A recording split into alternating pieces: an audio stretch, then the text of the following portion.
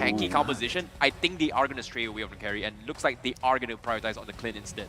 I rarely say this, but looking at both the drafts, I'm actually looking forward towards the laning phase because I feel like every one of the lanes, like the EXP lane, we have the Esmeralda as well as the Dire-Off, right? So I feel like every single lane, everyone has kill pressure. Now, we saw how RRQ plays. They will get the kill only if it's truly necessary. If it's not, they're not really going to go for it. We can't say the same for the side of Omega, so I really want to see, because all of the lanes have kill pressure, I do want to see whether this match will actually pick up the pace, or no matter what Omega does, RRQ will still control how they want to move around the map. I don't know, but for some reason, looking at both compositions that both teams have opted to bring, I do feel like Omega has a higher edge in this next upcoming game. Yep, I definitely agree, but without further ado, this is going to be the match coming in, Game 1 between both RRQ as well as Omega up on screen, as we are going to be looking through how they are going to be tackling the situation, because as of yet, Alberttt is going to be playing on the lane from the blue side, whereas from the red side as well, Omega, they are going to be going for that textbook common standard drafts coming in. Is it going to be enough to deal with Albert's oppressive nature? Because as of yet, we do see Vynn trying to go and harass Dero, but it seems like it's not going to be the Tamos jungle coming from Omega, whereas it is going to be the Dero jungle instead. Yeah, that's very, very interesting. But again, we saw how Dire-Off is super strong in the early to mid stages of the game. No matter which lane he goes to, he will apply the armor reduction, making it easier for you to get a kill. But speaking of kills, a lot of aggression coming on in mid, and I feel like Omega, they have to be careful of Vynn right now.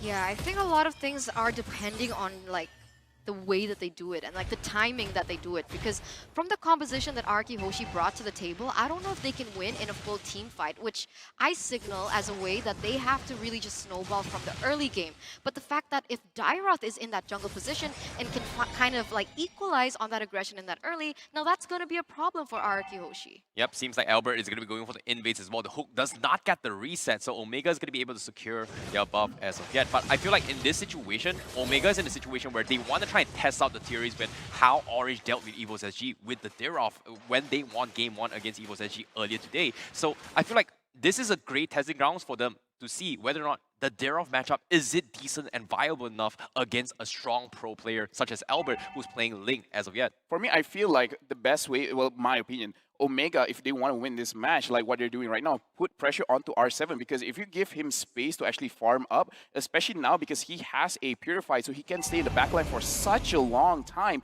If you kill him off earlier in the game, making sure that he doesn't get to that tanky point, then Omega will have a better time in the team fights. Yep, seems like the fight is going to break down as well. The Real Elimination already set up, anticipating the engagement, and that's going to be Vynn getting completely shut down. Our Alberttt is going to be able to get a couple of trades here as well. It's going to be 1-for-1, and RRQ not going to be forcing the trade, but that is a big setup coming from Omega, which didn't exactly pay off considering that they lose out Raizen in the process. See, but that was like a little bit of a trailer to come, right? The fact is that Chaknu wasn't level 4 yet, so he couldn't really like help E2 Max in that situation with the Fatal Links. But imagine if he already had it and they actually went for an engage like that. That would have been so detrimental to what RRQ HOSHI is trying to do. Yeah, I feel like in this kind of situation, the game is slowing down a little bit, and it's almost like both these teams are trying to test each other's intuition, like based on the movement from the side of Raizen as well as Alberttt. They're almost like trying to figure out how are they actually maneuvering around the map, trying to anticipate what's going to happen next. Yep, this time Changnu, he does have the Fatal Links. He is going to try and scare him off. You can see RQ, they're resetting the turtle, and that's going to be the reset coming in from Omega. Meanwhile, Clayyy on the sides is going to get caught out, but the hook coming from Vynn from the sides pulls Renzio to the turret. He will take him out, but they will lose Clayyy in the process. That's going to be two times now, different trades coming in across the map. But as of yet, RQ is still forcing the turtle onto the screen as well. Will Alberttt get it? Yes, he will. And that's going to be the hook again coming from Vynn, catching off Changnu as Omega. They're getting chipped apart time and time again. To be honest, I think that would have worked really well if Clayyy wasn't on the Lilia, right? Because like they're going for like this pick-off team fight type of strategy. Sure, Lilia has good clear, but it isn't as easy for her to burst down enemies unless they go into that mid-game. Whereas if they chose someone like the Kogura perhaps, I think that's a little bit more dynamic and it synergizes better to the composition. Yeah, I see where you're coming from, where even if he does get a hook, unless there's a lot of people there, they're not really going to burst things out Exactly. very fast. But right now, looking at top lane, 3 members of Omega, is something going to happen here? Yep, here comes the suppression as well. Chagnu completely shut down. 3 snipes to the face, and Skylar will get the kill just like that. And RRQ HOSHI, they are going to super pump Skylar's farm as much as they can. Meanwhile, on the bottom side as well, we do see Renzio doing pretty well against R7 as of yet. And this Tamos pickup is just completely shredding his armor just because of the new buffs coming in. Looking at this game right now, for the side of RRQ HOSHI, I'm actually looking towards what is their go button, because I feel like everyone already has their first initial items. I'm just looking at what are they looking for, because in terms of win condition, I do know that they want to wait at least 2 items on Alberttt, and then they can go crazy. Same thing with Skylar. But for the side of Omega, I don't want them to play super responsive. I kind of feel like with having a dire of jungler, if they go slightly a bit more aggressive, they could get a lot on the map. Yeah, but it all comes down to psychology as well, because Raizen has died multiple once now, and they pretty much lost a lot of fights. Even though, if you talk about composition when it comes to mage role, right, E2 Max do outrange Clayyy by a lot, and they understand that they can't abuse it. But considering that Raizen has lost his earlier lead against Alberttt, they're a little bit hesitant to try and force the kind of plays, even though it's very, very much necessary. So this is actually working in favor of RRQ's composition, just because of how the Lilia is going to be able to pop off into the mid to late stage game. Likewise coming from R7. Now, turtle contest coming in this fight as well. You can see Omega, they're trying to force reactions coming from RRQ, but Vynn is waiting for the right moment. The suppress comes in. Vynn is going to get caught, Renzio is going to get caught out, but looks like they're not going to prioritize on going for the kills. It is going to be turtle instead, and it seems like Clayyy will steal it for the team, and now Omega, they will retaliate. They are stuck. They're taking a little bit too much damage, and RRQ will run them over. Renzio survives with 1 HP on this Tamos, and Vynn is not trying to let him off the hook. Can he get the final hook?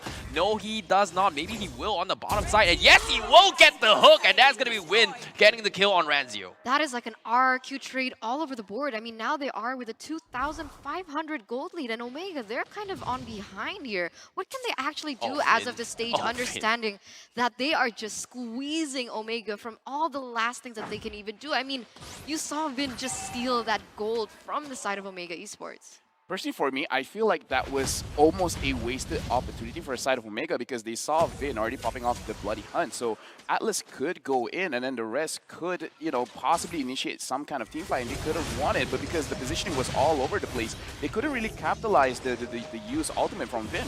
Yeah. Now with the turret also going to be falling as well, Renzio is popping the ultimate trying to ego challenge this fight. He does have the sustains to walk through, but the rest of his teammates is a little bit too far off top, so he is going to retreat this and not fight this. Meanwhile, Vynn still waiting for the right moment. He goes for the blind hook. He knows he's there. He gets the suppression. Skylar is a little bit too late to actually re-engage this, so Chagnu will be A-okay as of yet. Meanwhile, RRQ, they are going to be heading into the top side as well. 35 seconds left before the next objective. They are going to try and push up and set up map control up top instead against Omega. Even though RRQ HOSHI is leading with a 3,000 gold lead, I feel like it only takes 1 moment for the side of Omega to be able to get it out.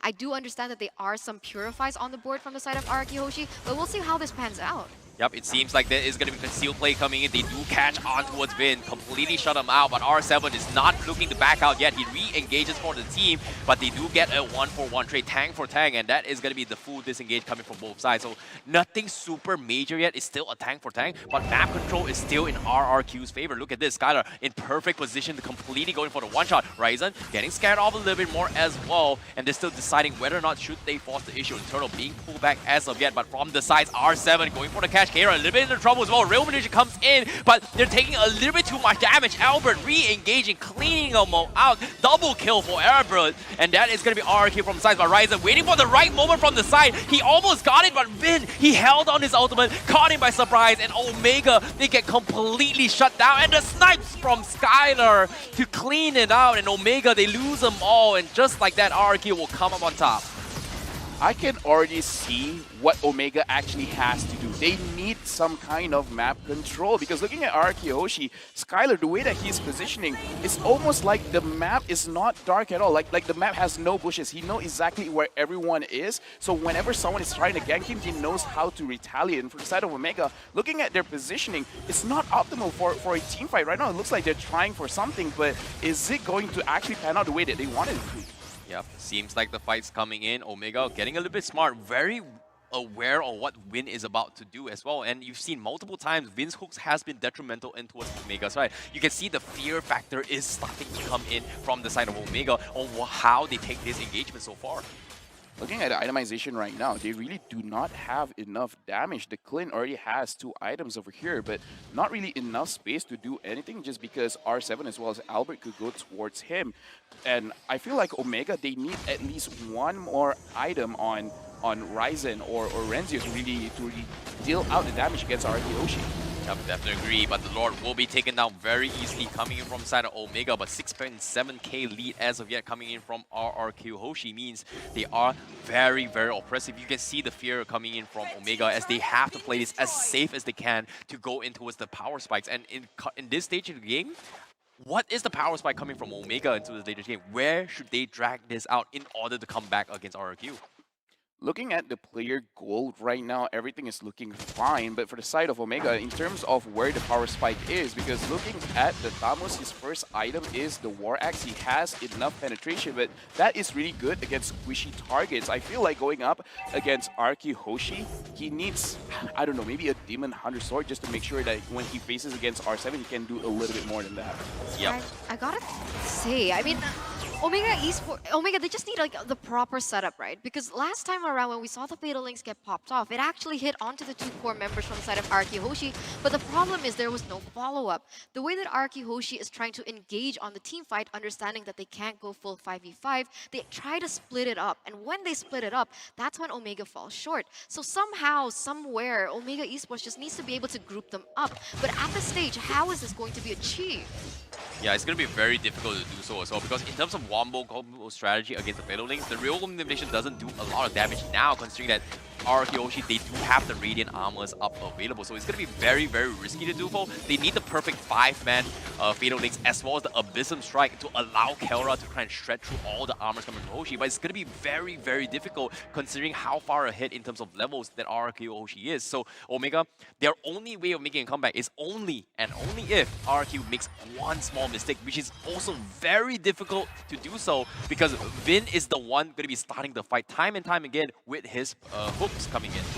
We need to see some Chak Mamba supremacy here because their life depends on it at this stage, right? It's so difficult to catch them off guard, and I have to agree with you. It doesn't seem like RRQ HOSHI has been making mistakes. It's so very difficult to find a loophole, but maybe, just maybe, there is a way to maybe take them down one by one and try to look for some pickoffs because we see whenever they go into this, we see that R7 goes in, checks map, or and so on and so forth. So maybe that's something that they can capitalize on before they go in for that full 5v5. In a way, I would say giving space towards Kelra is a mistake because there will come a point where Clayyy has 4 items where when Alberttt comes in, if he just like doze off just for a little bit, the Clayyy could possibly 2-shot him dead. So Omega, they're kind of okay just stalling out a little bit because there will come to a point where Kelra could immediately just take a 22-minute team fight, making sure that they get like just picking off on Alberttt and Clayyy, and then they could potentially end the game. So for the side of RRQ HOSHI,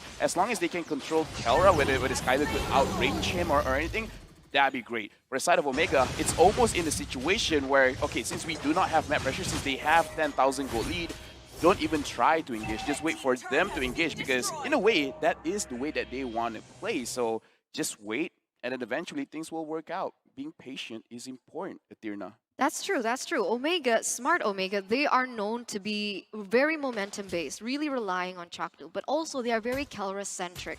So one of the things that we need to look out for, like Lafel mentioned earlier, is to wait for the proper setting, the proper setup for Kelra to be able to dish out most of that damage, and of course that combo wombo that comes in with the real-world manipulation. But as you can see on screen here, that board is just going to be shrunken down so quick as the damage is inevitable here from the side of Omega. Yep, Skylar will finish off the inhibitor up top with those long-range snipes, but you can see the discipline Clayyy is coming in from Omega just to make sure to try and drag it out as long as they can, and they understand that they cannot do anything about it. And based on the itemizations up on screen, as you can see, they're slowly trying to drag it out to the 6 max item slot power spike in order to try and trade 50-50 with HOSHI, but that's going to be a very drawn-out game so far, and I feel like RRQ HOSHI, I don't think they want to let this happen at all. I feel looking at the itemization from Clayyy over here, the damage is actually going to be pretty good. Already having the Endless Battle, the Berserk Fury, as well as the Malefic Roar, he can definitely dish out the damage.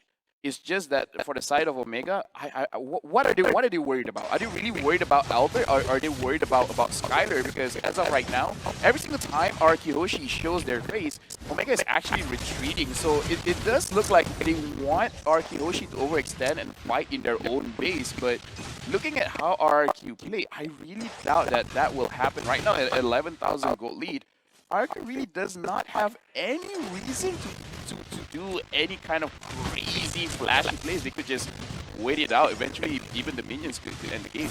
But even despite that, it does seem like Clayyy actually bought that necklace of endurance. So they are 100% respecting the potential that, of course, Omega can have. And interestingly enough, E2 Max actually has the glowing wand. So they're looking for a little bit more damage here, a little bit more DOT. And maybe that's exactly what they need, right? Yeah, I definitely agree. It all comes down to execution and also stalling for time. And right now, RRQ HOSHI, they can play super safe and still win the game, but not too long, just because of how oppressive Vynn can be, right? Omega, the reason why they're playing safe is because they don't want to be caught out of position because of the iron rule, and they've lost so many fights because of Vynn's setup, and they cannot afford to lose as of yet, because slowly but surely, the timers are going to kick in, but it seems like they are going to force the issue, and this is the big hook coming in. Renzio popping the vengeance, and they're forced to fight as well. R7 going to re-engage from the sides, as you can see. They're all chunked up, and Omega, they don't really want to fight in this shot, but no, the snipe from far from Skylar is going to beam him out, and that's going to be chunked up, and Renzio taken out of the equation, and this is exactly why Omega didn't want to force the fight, and that's the beauty of what Franco brings to the table. Man, that was huge. A 2-0 trade here for the side of RRQ HOSHI, and now Skylar, with that double kill, is sitting at a 4-0-2 stat, as compared to Kelra, who is still sitting at a 1-1-2. And the fact is, Kelra has actually opted to use his killing spree, and so far, they haven't been able to capitalize on that. RRQ HOSHI, they are countering shots. But look at that, managed to get Raizen off there. And right now, RRQ HOSHI, they are 5-man strong for the side of Omega. 2 members are still down. Renzio just awakened, but still, RRQ HOSHI looking super strong, making a lot of hooks happen with Vynn here.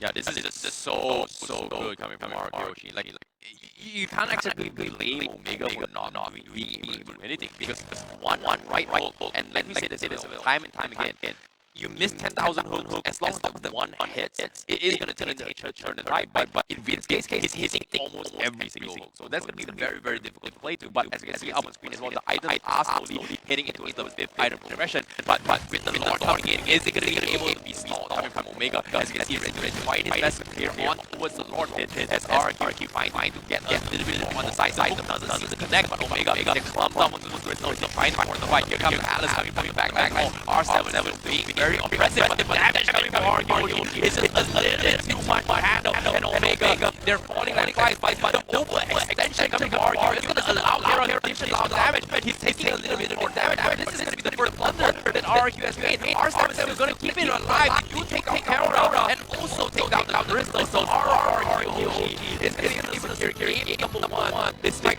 almost losing a little bit, 100% RRQ now leading the series 1-0.